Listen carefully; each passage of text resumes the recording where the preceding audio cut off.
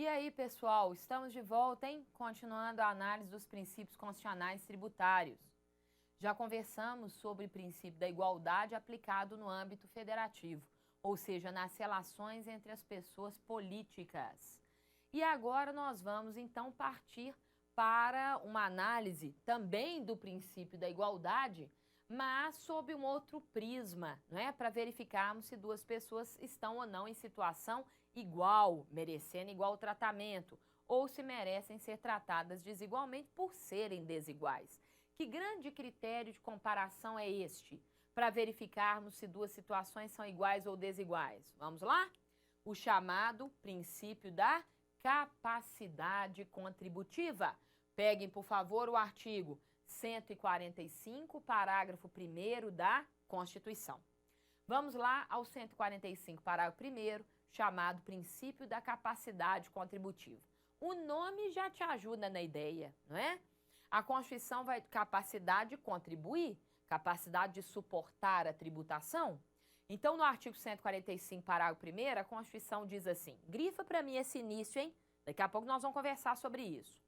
Sempre que possível, os impostos devem ser graduados e ter um caráter pessoal. Então, sempre que possível, os impostos devem ter um caráter pessoal e serem graduados, né? Serem estabelecidos de forma a respeitar o quê? A capacidade contributiva. Serem graduados segundo a capacidade contributiva. Permitida a administração, respeitados os direitos e garantias individuais, identificar patrimônio, renda, atividade profissional desse contribuinte. Então, qual é o escopo, qual é o objetivo do princípio chamado princípio da capacidade contributiva previsto no artigo 145, parágrafo 1º?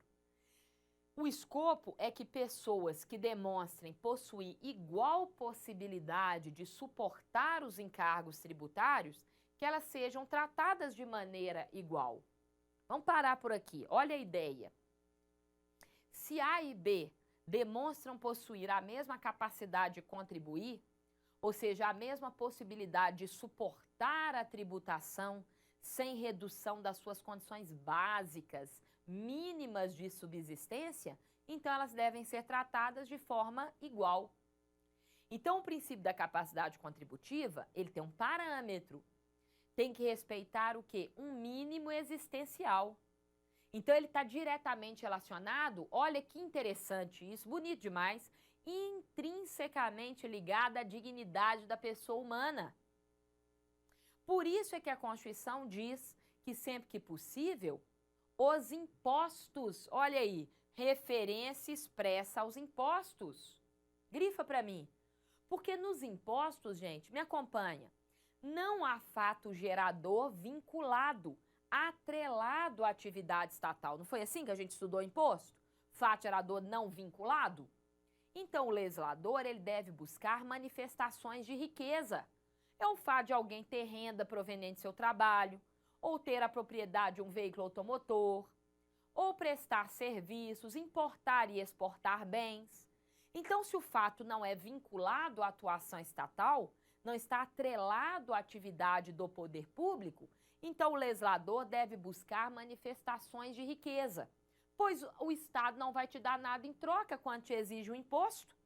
Por isso é que literalmente a Constituição se refere aos impostos, porque o legislador deve buscar então manifestações de riqueza e sempre que for possível tentar adequar a tributação às condições pessoais do contribuinte. Como assim, Luciana? Me dá um exemplo? Vamos lá. A e B têm a mesma renda mensal. Então, em princípio, eles são iguais. Demonstram possuir a mesma capacidade de contribuir. Digamos, tem uma renda mensal de 20 mil reais. E são tributados, então, pelo imposto de renda. Em princípio, de forma igual por terem renda e terem a mesma renda. Estariam sujeitos a uma mesma alíquota. Nesse exemplo hipotético. Porém, vamos imaginar que o A, ele tem gastos com seus dependentes, seus filhos menores, gastos com saúde, com educação. dele próprio, inclusive, da sua esposa, digamos, que é também sua dependente. Então, o A, pelas suas condições pessoais, ele está demonstrando o quê? Ser diferente do B. Então, a lei do imposto de renda vai permitir algumas deduções para o A, com gasto, com saúde, educação, enfim, dele mesmo, dos seus filhos, dos seus dependentes, sua esposa, justamente para tentar respeitar o quê? A real capacidade de contribuir do A, desse sujeito A hipotético aqui. Então, quando a gente fala que sempre que possível o legislador deve buscar graduar a tributação de acordo com as condições pessoais, respeitando então o mínimo existencial e tributando de acordo com as condições subjetivas. Vejam a alíquota progressiva no imposto de renda. A intenção é tributar mais, de maneira mais gravosa, quem recebe realmente mais e demonstra, portanto, gera uma presunção de uma maior capacidade de contribuir. Mas o interessante é que o princípio da capacidade contributiva, apesar de literalmente na Constituição falar em imposto, utilizar a expressão imposto, isto não significa que ele não possa ser aplicado a outros tributos. O Supremo aplica, por exemplo, capacidade contributiva. Querem ver um exemplo aqui bacana? Taxa, isenção de taxa judiciária para aqueles que são pobres no sentido legal. Então, estas pessoas terão um benefício estatal na forma de prestação de serviço público, mas não vão suportar a taxa porque não demonstram possuir capacidade de contribuir para as despesas do poder público. Então, a regra é a aplicação nos impostos. Se cair a literalidade na prova, a regra se refere aos impostos. Agora, se cair uma questão mais elaborada, perguntando da jurisprudência do Supremo, saibam que para o Supremo é possível ampliar o princípio da capacidade contributiva para outras espécies além dos impostos, ok? Princípio da seletividade, relação da capacidade contributiva com a seletividade, nós vamos inclusive estudá-la no IPI e no ICMS. O que é a seletividade? Olha que legal, pedi para vocês grifarem aí, no início do artigo 145, parágrafo 1º, a expressão sempre que possível, porque a Constituição diz sempre que possível, não é assim? Os impostos devem ser pessoais e serem graduados de acordo com as condições econômicas, de acordo com a capacidade de contribuir do contribuinte, enfim, do sujeito passivo. Sempre que possível, grifa para mim, porque há situações onde isso não é possível. Não é possível ao legislador fazer uma graduação de acordo com as condições pessoais. Porque não dá para o legislador, isso é muito bonito, isso é muito bacana, eu fico até emocionada.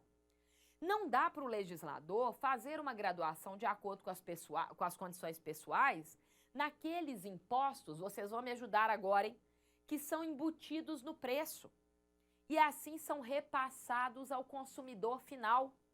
Porque não dá para o legislador saber a condição pessoal, gente, de cada um de vocês. E aí, qual o nível de riqueza da Maria, do José, do João, da Luciana? Como é que o legislador vai saber isso? Se os impostos, esses impostos são embutidos no preço, são repassados para a gente, consumidor final, quando a gente adquire bens, nós pagamos embutidos no preço, como saber a capacidade contributiva de cada um de nós? É impossível. Milhões de consumidores finais. O legislador, então, pensou num outro mecanismo.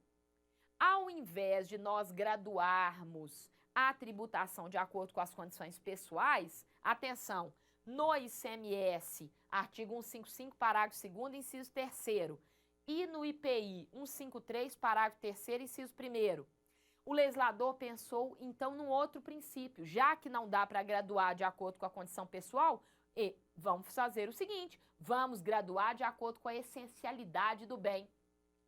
E é o que nós vamos chamar de princípio da seletividade.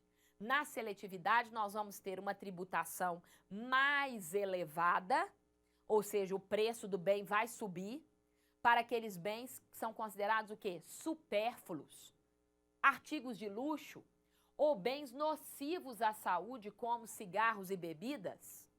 Agora, e aqueles bens consumidos por todos, independentemente da sua riqueza? Como os produtos da cesta básica, medicamentos, vestuário básico. Então, a tributação deve ser o quê? Menor, porque menor a tributação, menos imposto é embutido no preço, presume-se que vai chegar a um preço mais acessível a uma parcela maior da população. Então, a seletividade é uma graduação de acordo com a essencialidade do bem. Bens essenciais, menor a tributação, bens supérfluos ou nocivos à saúde, maior a tributação, ok? Mas a Constituição nos diz que a aplicação da seletividade, se vocês analisarem esses artigos aqui citados, vocês verão que a aplicação da seletividade é obrigatória para o IPI, porque a Constituição diz o IPI será seletivo, e é facultativa para o ICMS, porque a Constituição diz o ICMS pode ser seletivo, ok? Então, princípio da seletividade, aplicação obrigatória para o IPI e facultativa para o ICMS. Vamos à questão. Quanto aos princípios constitucionais tributários, é correto afirmar. Vamos lá. De acordo com o princípio da capacidade contributiva, o legislador ordinário, ao instituir impostos, deve dar preferência, sempre que isso for possível, à instituição de impostos pessoais, ok? Que devem ser graduados segundo a capacidade econômica do contribuinte. Perfeito, 145, parágrafo 1º, já é a letra A nossa resposta correta. Vamos lá, analisando o que está errado na letra B. De acordo com o princípio da seletividade, na medida em que a essencialidade do produto aumenta, produtos mais essenciais, também deve aumentar a carga tributária incidente sobre sua venda. Errado. Se o produto é mais essencial, deve diminuir, reduzir a tributação sobre esse bem. Letra C. O princípio da igualdade não autoriza, em nenhuma hipótese, tratamento diferenciado para os contribuintes. Completamente errado. A igualdade é tratar desigualmente os que são desiguais, não é isso?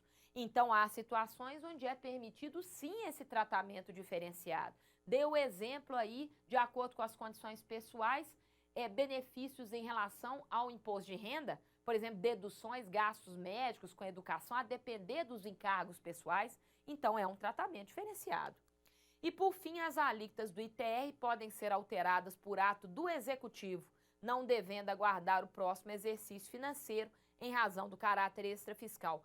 Em legalidade, nós já vimos que as alíquotas do ITR não podem ser alteradas por ato do Executivo, só por lei. E, se alteradas, devem aguardar o exercício financeiro, porque não é exceção à anterioridade. Então, correta a letra A, literalidade do princípio da capacidade contributiva. Valeu demais, hein? Espero que esteja aí tudo claro para vocês. Estudem bastante, contem comigo, a gente se vê em breve. Tchau!